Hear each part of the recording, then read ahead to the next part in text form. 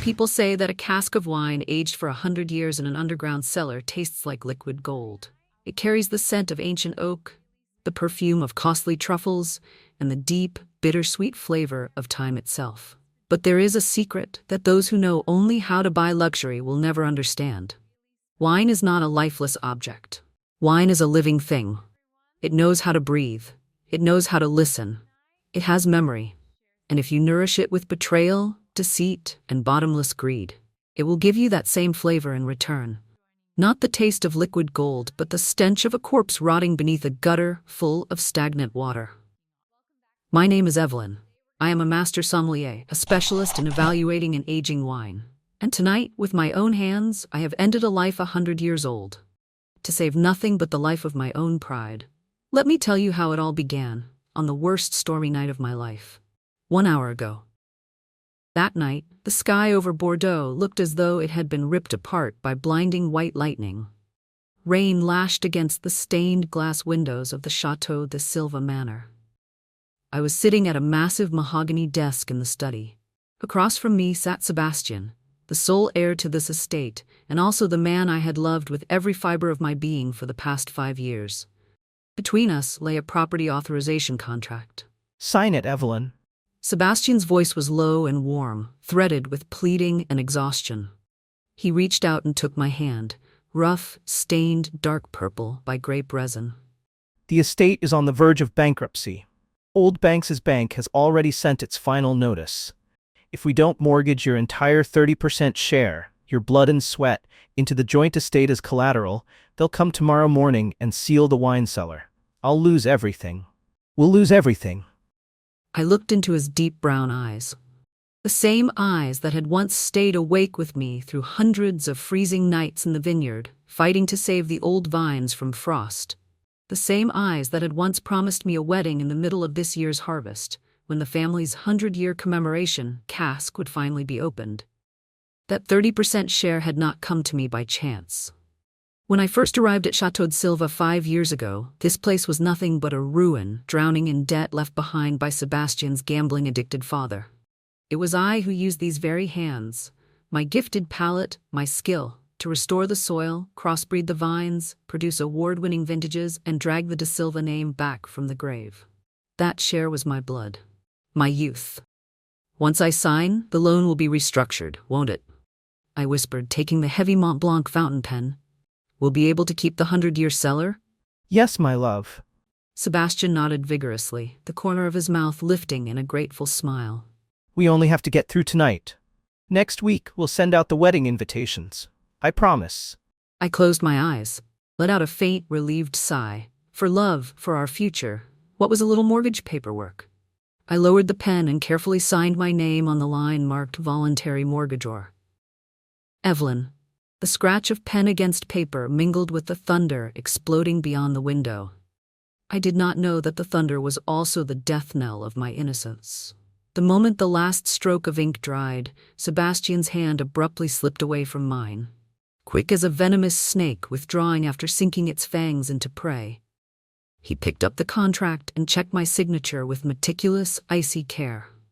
The warmth, the pleading in his eyes from moments before vanished without a trace, replaced by the cold emptiness of a trader who had just sealed the most profitable deal of his life. Excellent. Sebastian folded the contract and slid it into the inner pocket of his suit jacket. He rose to his feet and stretched, as though a 1,000-pound burden had just been lifted from his shoulders. Your work at Chateau de Silva ends here, Evelyn. The housekeeper has already packed your things. Your suitcase is on the front veranda. A taxi is waiting outside the gates. I sat frozen in my chair. The hand still holding the fountain pen hung suspended in the air. My ears rang from a bolt of lightning that had just struck the oak tree outside the garden. What did you just say, Sebastian? I stammered, my mind refusing to process the absurd words I had just heard. Ends here? My luggage? What about our wedding? Sebastian laughed, a short, dry laugh filled with contempt. The wedding?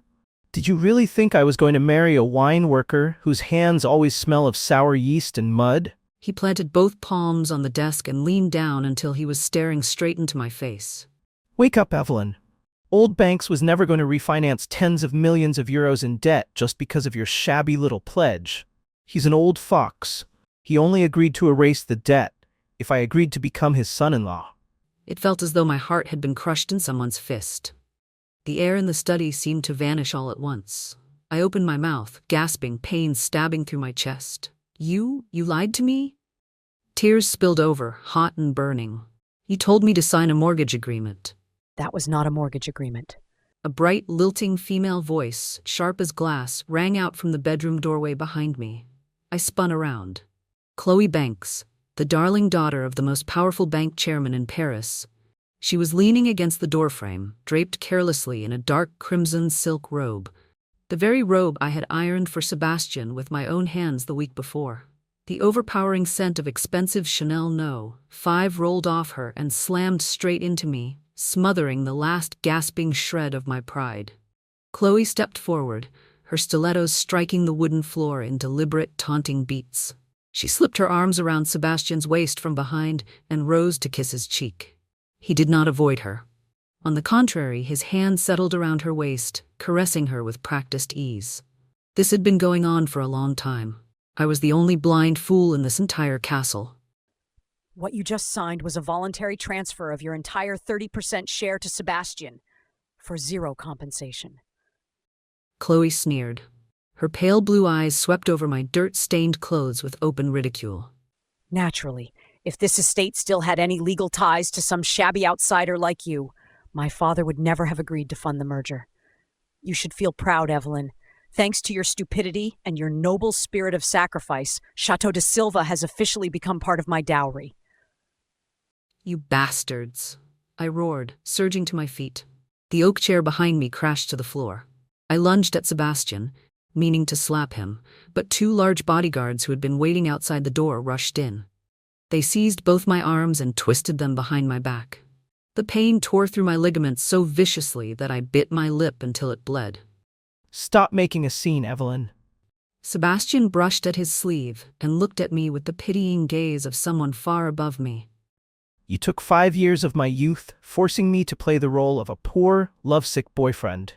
The salary I paid you to save this vineyard was more than enough. Leave this place, and never again indulge the fantasy that high society would open its doors to peasants like you. He flicked his hand. The 2 bodyguards dragged me out of the study. They hauled me down a long marble corridor lined with oil portraits of generations of the De Silva family. Paintings I used to wipe clean every weekend with a damp cloth, with all the pride of a future daughter-in-law.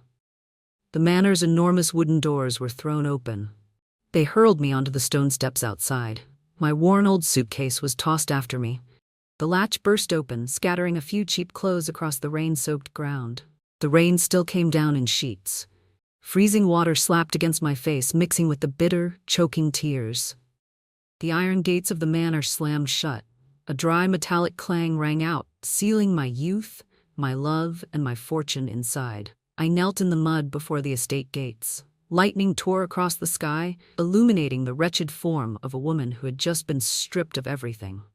Any other woman in my place might have screamed, pounded on the doors, cursed them, or gone mad trying to kill herself. But I am Evelyn. I am a master sommelier.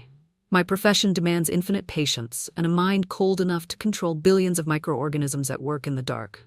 Slowly, I rose to my feet. No screaming, no destruction. Through the iron bars, I looked past the curtain of rain toward the warped oak door tucked beneath the western slope of the estate. That was the underground wine cellar.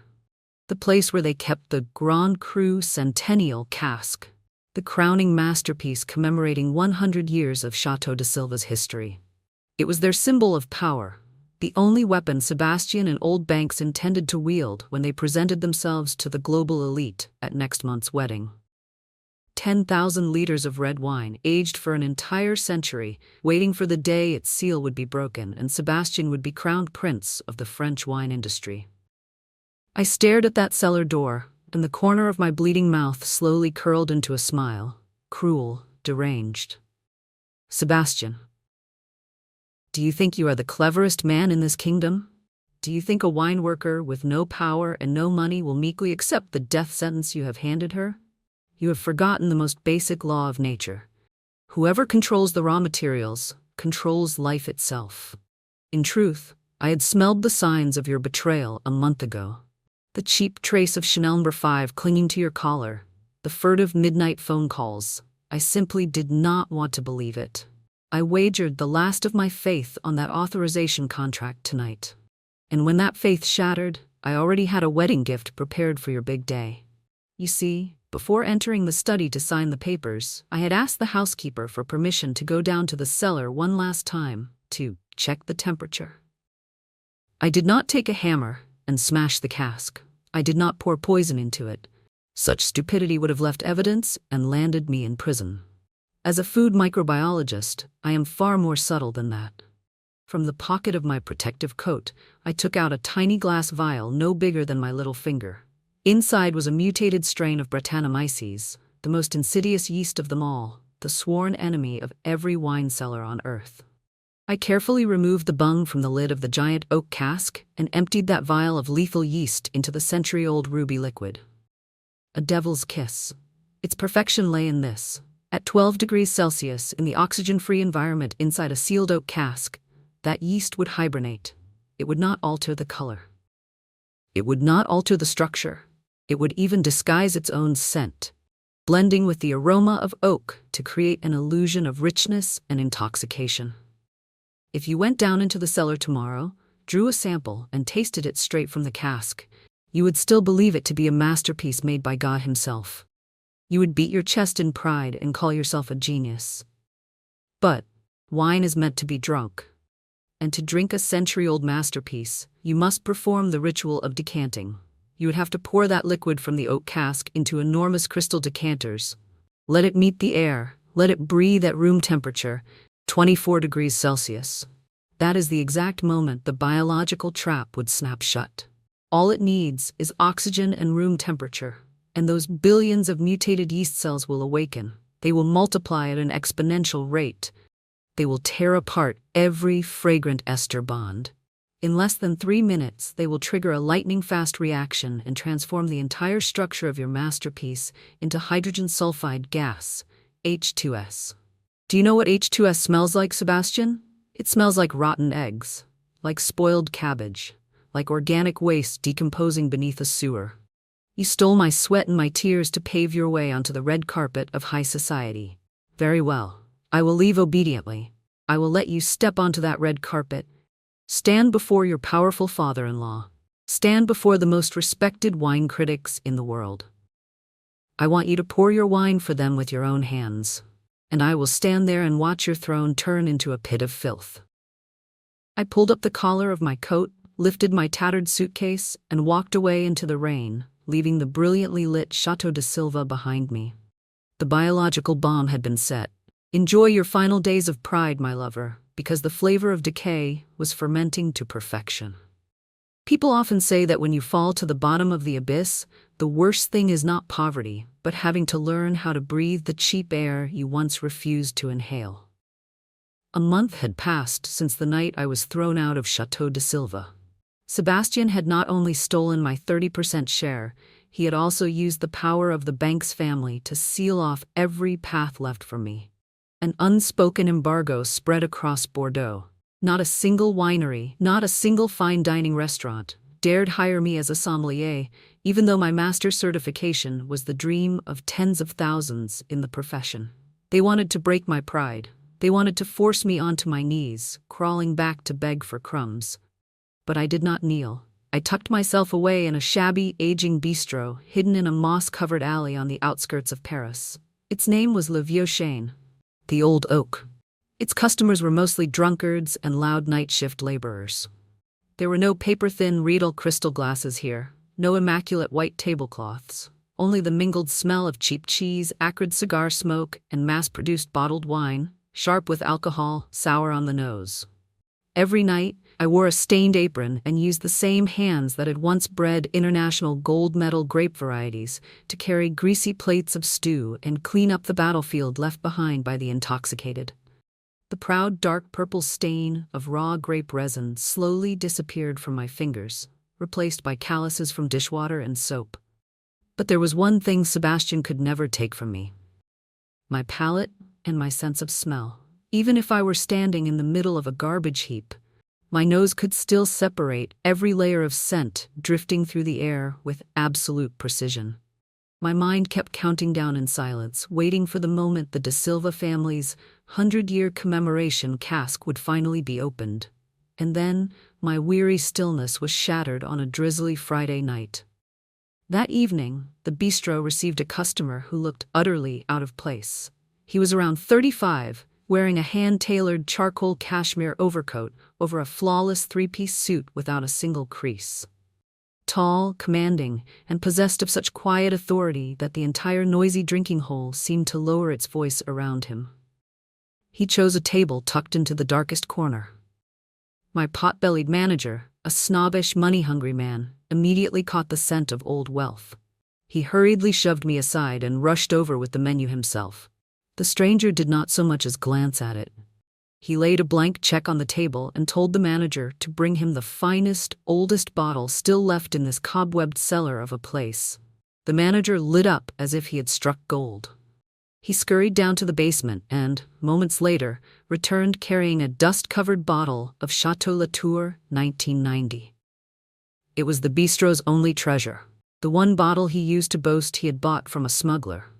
I was wiping down the bar only a few steps away, but all of my senses had already fixed themselves on that table in the corner. The manager struggled with a cheap corkscrew, wrestling the rotten cork out of the bottle's neck. A weak little pop broke the air. He poured a small amount of the dark red liquid into a thick, heavy glass and offered it to the customer with a servile little bow. The man did not drink at once. He lifted the glass and gently rotated his wrist, letting the wine ripple into tears along the bowl. The movement was unmistakably that of a connoisseur. He brought it to his nose, closed his eyes, and inhaled. And in that instant, I saw the faintest furrow crease his brow. It was the smallest motion, but it held utter disappointment and disgust. He set the glass down, drew a napkin across his fingers, and said in a low, cold voice, "The wine is spoiled. Bring me another bottle." The manager's face changed at once, his flattering smile going stiff. He hurriedly lifted the glass and sniffed it himself, then raised his voice in protest, desperate to protect the enormous sum of money at stake. "Sir, you're mistaken. This is Latour 1990. What you're smelling is damp earth, mushroom, and leather, the classic Pauillac profile. It isn't spoiled, sir. You just don't understand aged wine. It's an earthy masterpiece." The man did not bother arguing. He simply looked up at the manager with the cold eyes of a predator disturbed at its meal. His patience had run out. From where I stood behind the bar, a faint current of air drifted past me, carrying molecules from that glass straight into my sinuses. A quarter of a second was all it took. My nervous system screamed a warning. The instinct of a master sommelier erupted, crushing the resignation of a worn-out waitress. I threw the rag onto the bar and strode straight to the customer's table. Without asking permission, I snatched the glass from the manager's hand while he was still babbling. His eyes widened, ready to shout at me. "That's enough, sir," I cut in, my voice sharp and clear. "Don't use your ignorance to insult a distinguished bottle of wine, and don't make the customer pay for garbage." I raised the glass to eye level, met the stranger's deep ash-gray eyes, and said evenly, "This bottle is corked, badly contaminated with cork taint. The cork was attacked by bacteria during improper storage. That smell you keep calling damp earth and mushroom is actually the presence of the chemical compound 2,4,6-trichloroanisole, TCA. TCA has destroyed the wine's entire aromatic ester structure, flattened the tannins, and turned a bottle of Latour 1990 into a liquid that smells like wet cardboard and the fur of a dog left out in the rain. Sir?" I set the glass down hard on the table and looked back at the customer. The TCA concentration in this glass is above 5 nanograms per liter, the threshold detectable by the average human nose. You were right. The wine's structure is dead. It is no longer drinkable. The manager flushed purple with humiliation and lunged for my collar. "You bitch. You're nothing but a dishwashing rat. What the hell do you know about chemistry and wine? Get back to the kitchen." "Take your hands off her." A deep, authoritative voice rang out. It was not loud, but it carried the weight of 1,000 pounds, pinning the manager where he stood. The stranger rose slowly to his feet. He did not even look at the manager. His gaze remained fixed on me, assessing, piercing, as if he had just discovered a flawless diamond buried in a mound of coal dust. 2,4,6-trichloroanisole, he repeated slowly, the corner of his mouth lifted in a rare smile of approval. Very few sommeliers in France can draw such a clean line between the aroma of aristocratic truffle and the stink of TCA in a bottle aged more than 30 years. Only a nose blessed by God could reach a conclusion that sharp without tasting a single drop. He slipped a hand into his inner pocket, drew out an embossed business card edged in gold and placed it on the table, sliding it toward me. My name is Lucien Valois. The name made me flinch. Lucien Valois, the kingmaker behind V Estate, the wine investment fund that manipulated the largest F&B financial market in Europe. Any vineyard he set his sights on had only two choices: submit or go bankrupt. He was a nightmare to frauds and pretenders, and a patron saint to true artisans.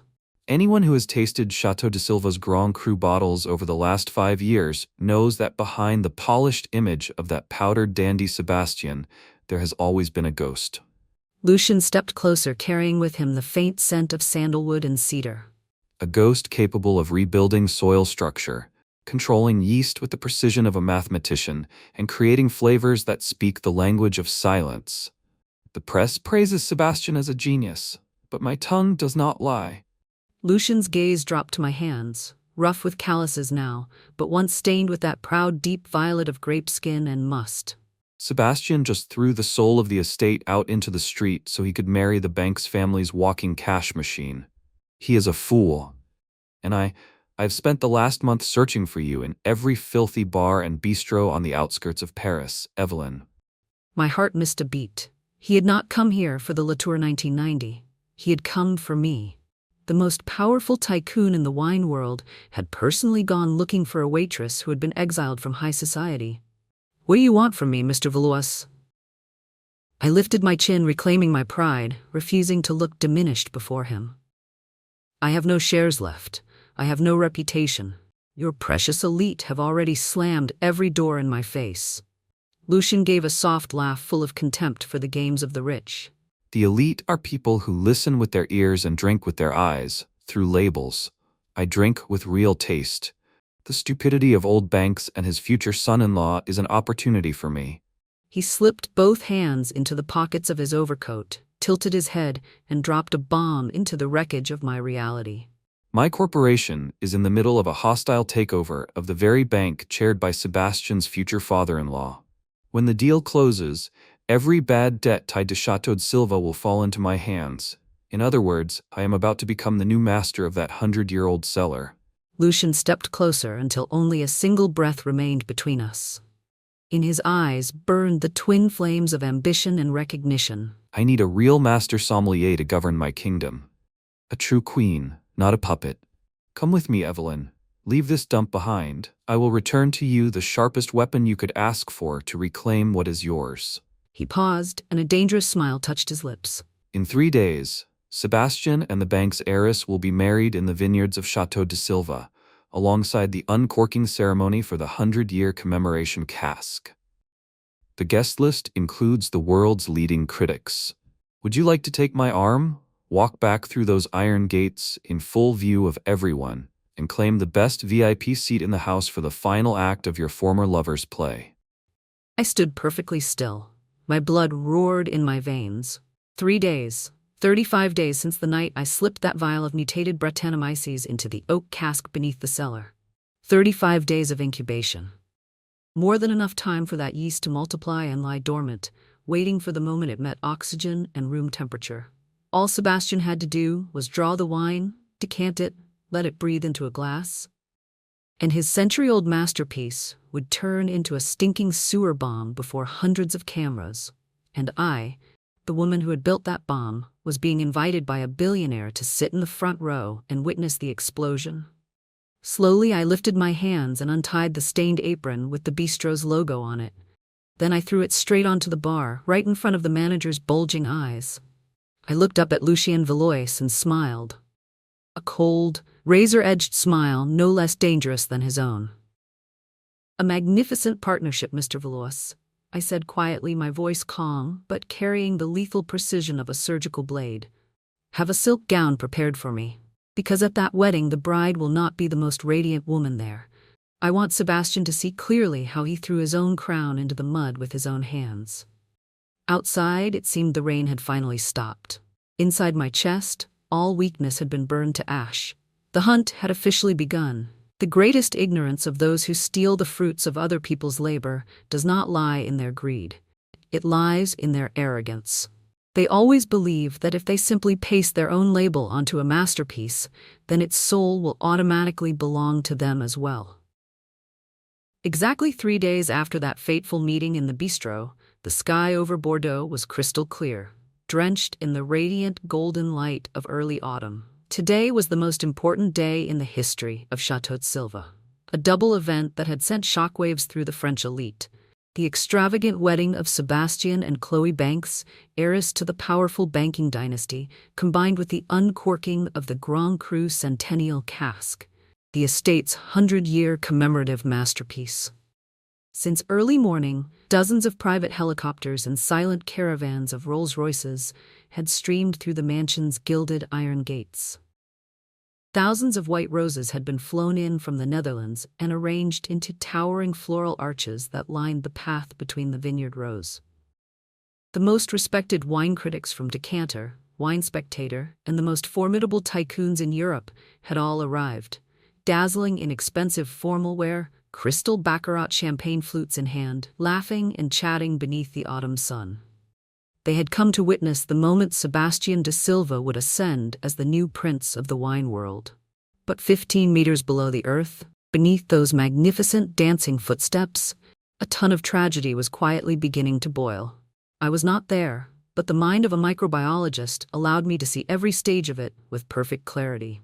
Inside the giant sealed oak cask, the billions of mutated Brettanomyces cells I had planted 35 days earlier had fully awakened. They were frenzied now, devouring the final traces of sugar and amino acids left in that century-old wine. Their metabolism produced countless tiny bubbles, building immense pressure against the cork jammed into the mouth of the cask. They were waiting. All they needed was the smallest breath of oxygen, a shift in temperature when the wine was finally drawn out. And they would roar to life and tear apart every aromatic structure. And in truth, someone had noticed that something was wrong. Early that morning, on the day of the wedding, old Laurent, the cellar master who had devoted 40 years of his life to the estate, went down for one final inspection of the underground cellar's temperature. When he pressed his ear against the cask of the century, he heard the faintest crackling hiss of bubbles inside. Then he bent close to the cork, inhaling around its tightly sealed edge. A sharp, sour odor slipped out, something faintly moldy with the scent of damp animal hide. Laurent panicked. With a lifetime of experience behind him, he knew the wine's structure was in serious trouble. He immediately rushed upstairs into the grand hall, shoving his way through florists and decorators until he found Sebastian standing before a great mirror, adjusting his silk bow tie. Master. The old man gasped, his voice trembling. The 100-year cask. There are unusual bubbles at the edge of the cork, and the smell leaking out is strange. Please, let me draw a small sample with a thief tube and taste it before it is served to the guests. I fear it may have been infected by wild yeast. If Sebastian had been a true winemaker, he would have run to the cellar that very second. But he was not. He was only a fame-hungry dandy. And at that moment, he was too busy currying favor with his future father-in-law, Chairman Banks, who was standing nearby smoking a cigar. His arrogance and vanity blinded him. Infected with what, you senile old fool? Sebastian snapped, smoothing the lapel of his immaculate white suit. That cask has been sealed for a full century. My former wine specialist checked it for months before she was thrown out. Do you really think I'd let you stick a tube into it and break its sacred seal right before the main event? I want the very first sip tasted by my father-in-law on stage. But master, wine is a living organism. Laurent tried again. That's enough. Sebastian slashed a hand through the air, his eyes full of contempt. You're jealous because I didn't let you stand on stage with me, aren't you? Don't drag your peasant thinking into my masterpiece. From this moment on, you're fired. Get off my estate before the guests have to look at your shabby face. With his own hands, my former lover cast away the last lifeline he had left. He drove the old cellar master away, then strode proudly into the wind-swept vineyard to greet Chloe, glowing in a haute couture wedding gown encrusted with diamonds. They exchanged vows beneath arches of white roses. They slipped rings onto each other's fingers to thunderous applause from the elite. Old Banks laughed loudly, swelling with pride, convinced that he had just acquired a historic fortune at a bargain price. When the ceremony ended, the guests were guided to the main banquet area, a central stage set up on the grass, where a grand red velvet platform had been prepared. 4 muscular bodyguards carefully carried the 100-year-old oak cask up from the cellar and set it reverently at the center of the stage. Hundreds of enormous crystal glasses and expensive decanters had already been laid out and polished to perfection. Soft symphonic music began to play. Sebastian, champagne flute in hand, stepped up to the microphone. He was preparing to deliver his lying speech about the genius of his own winemaking. But that speech was never spoken, because at that very moment, the estate's gilded iron gates swung wide open.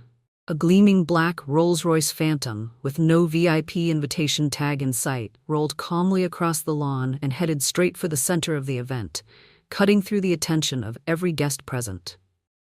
The engine fell silent. The rear door opened.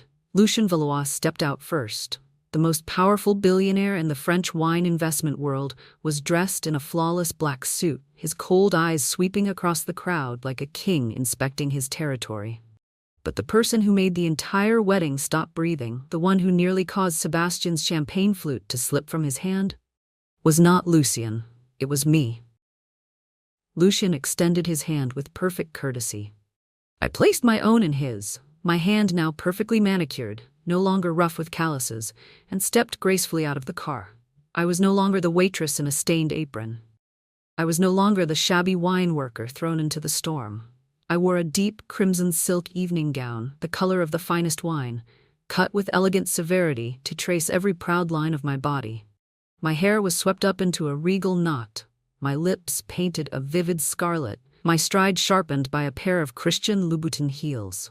Arm in arm with Lucien, I lifted my chin and walked slowly across the red carpet laid over the grass. Not one critic, not one billionaire there failed to recognize the suffocating force of power that radiated from us. The entire vineyard fell so silent that the wind could be heard whistling through the leaves. Evelyn? Sebastian breathed from the stage, all color draining from his face. He staggered back a step and struck the table of crystal glasses behind him. Beside him, Chloe Banks's perfectly made-up face twisted instantly with jealousy and fear. She clutched at her father's sleeve. Chairman Banks narrowed his eyes as he recognized Lucien Valois, the most dangerous rival stalking the edges of his banking empire. Security! Where is security? Chloe shrieked, pointing straight at me. Who let her in here? Throw this mad woman out at once! This is a private wedding! 2 large guards immediately charged toward us. But before they could even touch the hem of my gown, Lucien raised a single finger. 4 professional bodyguards in black suits and sunglasses moved instantly from either side of the car, forming a wall of steel. In less than 3 seconds, they intercepted the estate's guards, slammed them to the ground, and pinned them into the grass. The tension in the air turned taut as a drawn bowstring. Banks's face flushed dark red as he stormed out from the front row toward Lucien.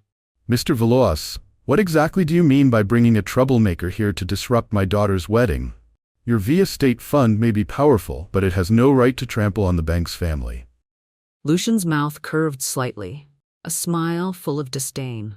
One hand slipped into his trouser pocket, while the other remained firmly clasped around mine. Disrupting the wedding, Chairman Banks. Lucien's deep voice carried across the silent vineyard. I am not here to ruin your daughter's ceremony. I am here as your new creditor. This morning, your bank's board of directors officially voted to sell Chateau de Silva's entire non-performing debt portfolio to my via state fund to cut losses. The documents were signed at 8 o'clock. Banks reeled, taking half a step backward.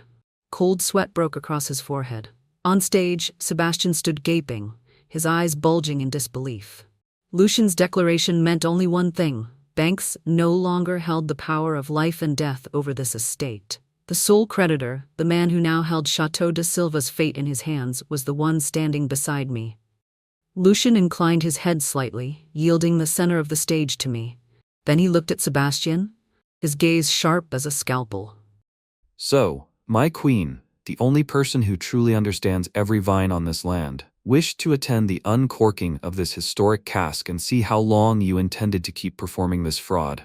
Anyone who dares touch a single hair on her head, I will activate an immediate asset freeze, call in every debt, and have all of you thrown into the street within 5 minutes. I smiled then, a still, deadly smile. Letting go of Lucien's arm, I walked slowly to the front VIP row, directly beside the stage. I pulled out a velvet-upholstered chair and sat down with calm elegance, crossing one leg over the other, my cold eyes locking onto Sebastian's bloodless face. "Why have you stopped, groom?" I asked, my voice clear and light, yet heavy as 1,000 pounds. I pointed toward the giant oak cask at the center of the platform. "Your guests are waiting. Your father-in-law is waiting. The world's critics are waiting. Open your cask of the century, Sebastian. Let everyone taste the rotten love you have been aging." Sebastian stood frozen. The brass spigot in his hand trembled violently. He looked at me, then at the cask. Total confusion tore through him. Every camera lens, every gaze from the gathered elite was fixed on him now. He had no way out. He had already thrown the spear. Now he had to follow through. If he stopped, he would become nothing but a pathetic joke. Pour it. Banks roared, desperate to salvage what little face he had left before his partners. Sebastian gritted his teeth. He squeezed his eyes shut, gathered his courage, and drove the brass tap hard through the seal of the century-old cork. A dry, hollow thud rang out. Pandora's box had officially been opened. I sat in the front VIP seat, the corner of my mouth curling into a smile, lazily lifting an empty crystal glass from the table before me, waiting to savor the taste of the most perfect revenge of all. Do you know what the most sacred ritual is when it comes to drinking an aged bottle of wine? It is decanting. Aeration. A wine that has been imprisoned in darkness and cold for an entire century is like a creature in hibernation. You must pour it into a wide-bellied crystal decanter. Let it meet the air, let it breathe. Oxygen awakens the chains of fragrant esters, releasing the aromas of truffle, leather, and ripe berries. That is the theory. But today, oxygen was not awakening a masterpiece. Oxygen was awakening a monster.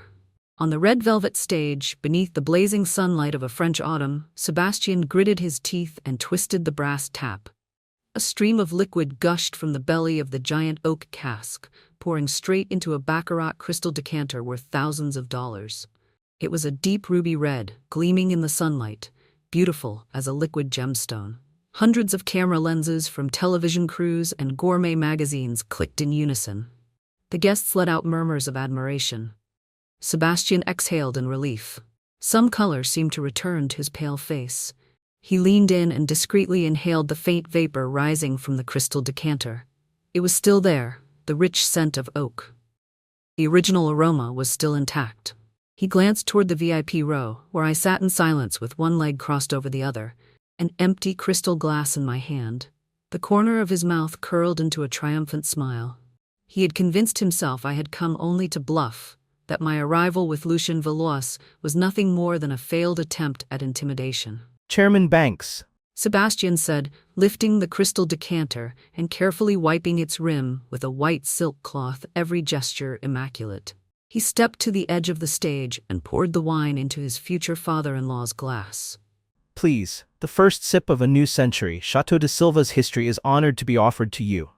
Banks laughed aloud in pride. He smoothed the front of his suit and solemnly accepted the glass from his future son-in-law, like a king receiving tribute. The estate's serving staff quickly followed suit, filling hundreds of crystal glasses from the other decanters and dispersing across the lawn to serve critics, tycoons, and guests. Everyone rose at once, lifting their glasses high, preparing for a thunderous chorus of cheers. I remained seated. My eyes were fixed on the Patek Philippe on Lucien's wrist. The second hand kept moving. 10 seconds. 20. 45. 45 seconds had passed since the wine had been poured. Inside those hundreds of crystal glasses, a brutal microbiological war was unfolding at the speed of light. Billions of mutated Brettanomyces cells were ravenously consuming their first molecules of oxygen. The chemical reaction exploded on the molecular level. The chains that formed the wine's fragrance and flavor were being broken apart, crushed, and disintegrated, transforming directly into hydrogen sulfide, H2S, and mercaptan compounds. To the happy couple, to Chateau de Silva. Banks shouted, raising his glass to his lips. The faintest smile touched my mouth as I whispered the last beats of my countdown under my breath. 3, 2, 1, drink. Banks tipped back his head and swallowed a large mouthful. Less than 2 seconds later, the eyes of the most powerful bank chairman in Paris bulged wide, as if someone had just driven a knife into his throat. His face shifted from flushed red to deathly pale, then to a mottled purple. Then, he spat. Banks could not suppress his body's violent gag reflex. He sprayed the entire mouthful of dark red wine out in one explosive burst. And with exquisite irony, the person standing directly in front of him, waiting for a congratulatory embrace, was his beloved daughter Chloe. That foul, reeking liquid splashed straight across Chloe's white diamond-encrusted haute couture wedding gown and splattered all over her carefully made-up face. Ah, Father, what are you doing? Chloe shrieked, stumbling backward. But the disaster did not stop on the stage. Like a merciless domino effect, hundreds of guests across the lawn, each of whom had just taken their first sip, suddenly doubled over in unison, coughing, choking. The crash of crystal glasses shattering against the ground rang out from every direction. Distinguished wine critics from decanter and wine spectator abandoned every shred of composure, clamping handkerchiefs over their noses and retching beside the rose beds. My God, what is that smell? Sewage. Did that bastard serve us sewage? Sour rot.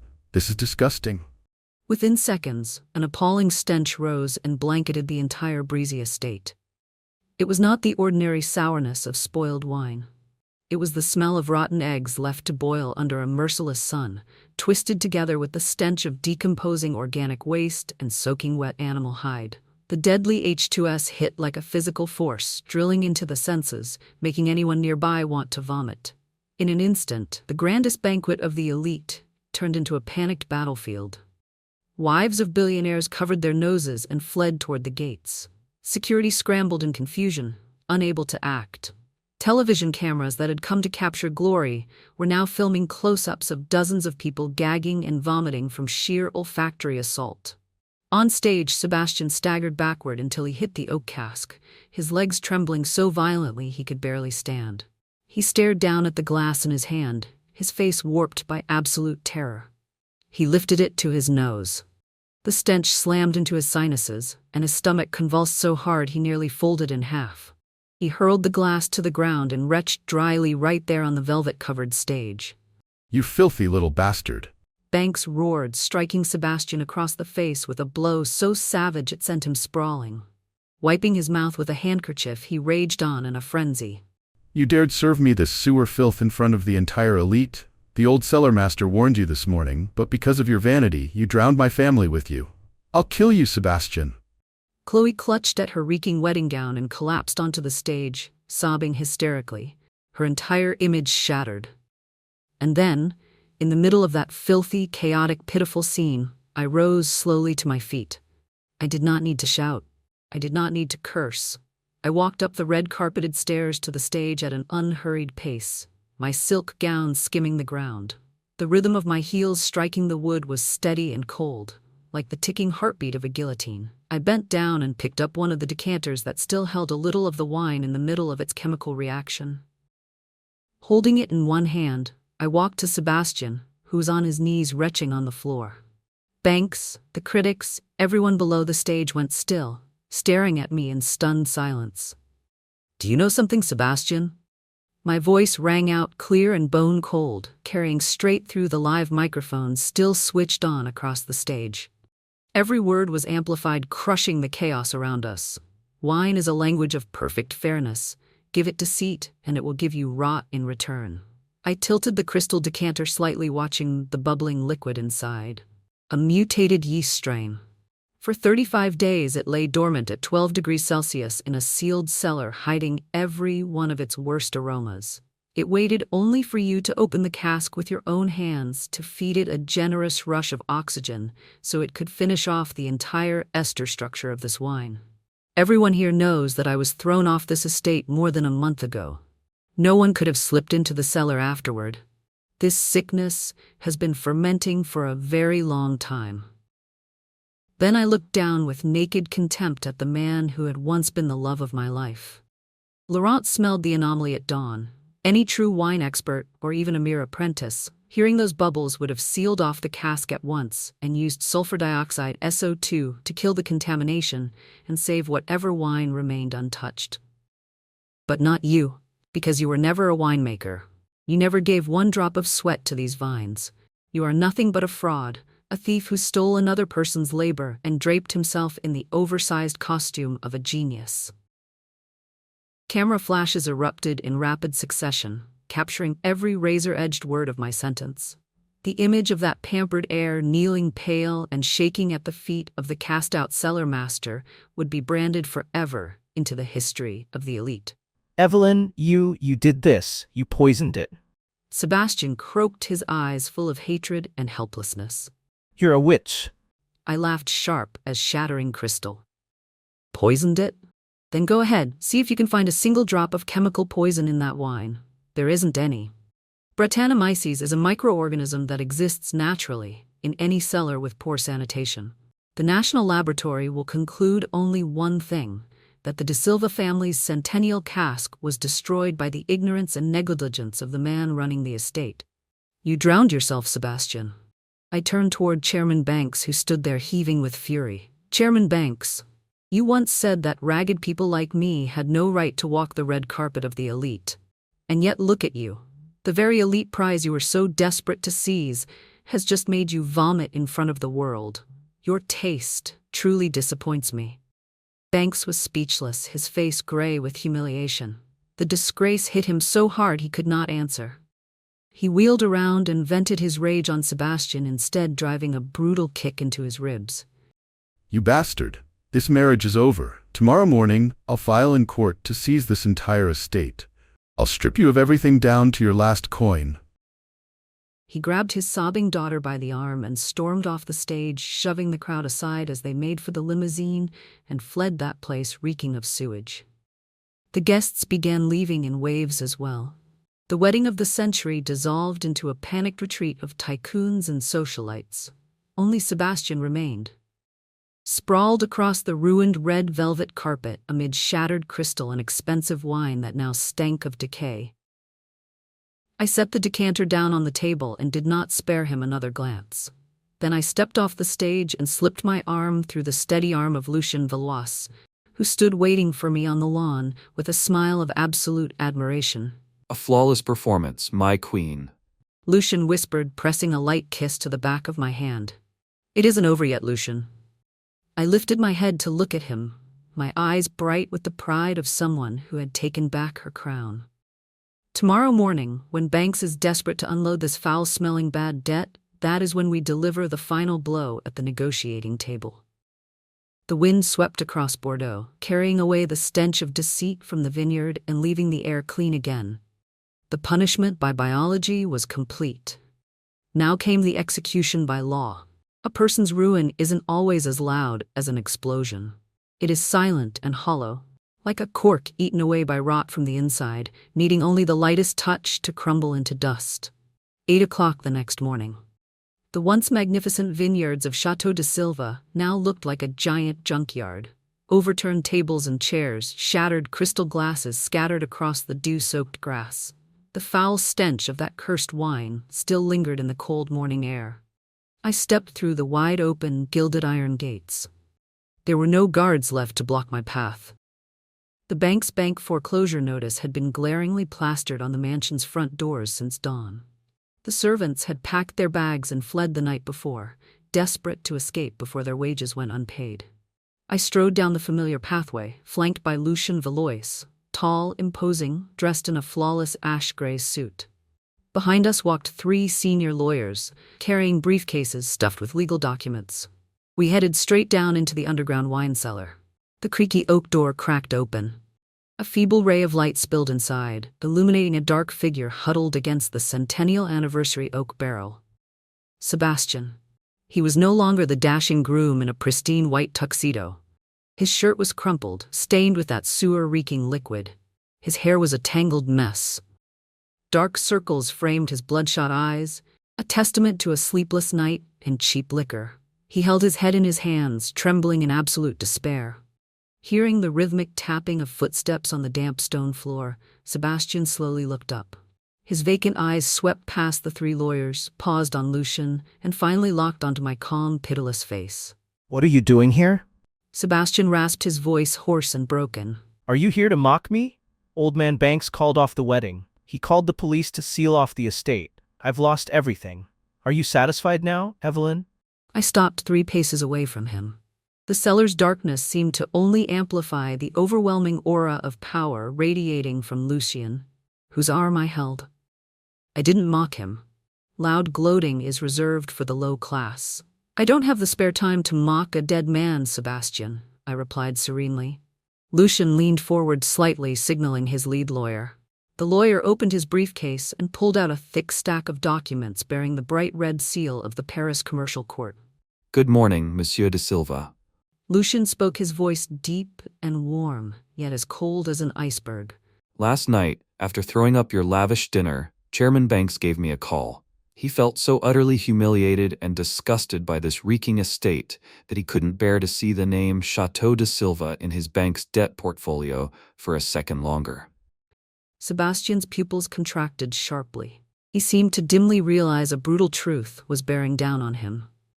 Lucian smirked, drawing a fountain pen from his pocket and tapping it lightly against the documents. In a panic to cut his losses, and terrified that the media would expose the Banks family for being tricked into drinking sewage, old man Banks agreed to sell the entirety of this estate's massive bad debt to my V Estate investment fund. The purchase price was so dirt cheap that I only needed the spare change from our risk contingency fund to clear it. Lucian stepped closer casually, dropping the certificate of ownership onto the oak barrel right in front of Sebastian. To put it simply, old Banks is no longer your creditor. The bank is no longer foreclosing on you. I am. The V Estate Fund officially owns 100% of Chateau de Silva. Sebastian's jaw dropped, his whole body violently shaking. He tried to grip the edge of the barrel to stand up, but his trembling legs betrayed him. No, you conspired against me. You framed me. And here is the most interesting part, Sebastian. I cut off his feeble denial, gently untangling my arm from Lucian's and stepping right up to him. I picked up the certificate of ownership, flipped to the final page where Lucian Valois's authorized signature lay, and pointed to the line naming the asset's recipient. My name. Evelyn. Printed in bold uppercase letters, glaringly bright. Lucian bought this estate for a pittance, but he has no interest in gardening. I stared straight into Sebastian's wide, horrified eyes, emphasizing every single word. He has transferred all the shares, the land use rights, the brand, and this very cellar into my name. From this moment on, I am no longer a hired winemaker. I am the sole master of this kingdom. No, it can't be. Sebastian shook his head frantically, tears spilling out and mixing with the grime on his face. He reached out to grab my wrist like a drowning man. Evelyn, please, I was wrong. Old Banks forced me. You know I love you. Shut your mouth. I stepped back coldly, leaving his filthy hand grasping at empty air. My gaze was as sharp as a scalpel, ruthless and absolute. When you tricked me into signing over 30% of my blood, sweat, and tears, did you remember love then? When you let that bitch Chloe humiliate me as a filthy peasant, did you remember love? When you had your guards throw me out into the street in the middle of a rainstorm, did you remember love? I retreated toward Lucian. His sturdy arm immediately wrapped around my waist, an assertion of absolute protection. What was it you told me that night, Sebastian? I tilted my chin up slightly, returning his exact verdict word for word. Your business at Chateau de Silva ends here. I'm giving you exactly 3 minutes to walk out those iron gates. No luggage, no clothes. You can take only this pathetic state you're in and get out of my sight. Don't ever harbor delusional dreams that the elite will open their doors to a reeking fraud like you again. I gave a slight nod to Lucian's security team waiting by the stairs. 2 hulking bodyguards in black suits descended into the cellar. They didn't use unnecessary violence. They simply hoisted Sebastian up by his armpits like a hollow trash bag and dragged him toward the exit. Sebastian's miserable wailing and ragged pleas echoed up the stone staircase. Evelyn, forgive me. You can't do this. Lucian, you're demons. The sound faded, then ceased completely as the underground cellar door slammed shut. The foul stench of the spoiled wine seemed to have been evicted right along with him. I stood quietly in the dimly lit cellar. My heart, after more than a month of rigid coldness and consuming vengeance, suddenly let go. A long, relieved sigh, cleansing to the very depths of my soul, escaped my chest. I turned my head, looking up at Lucian.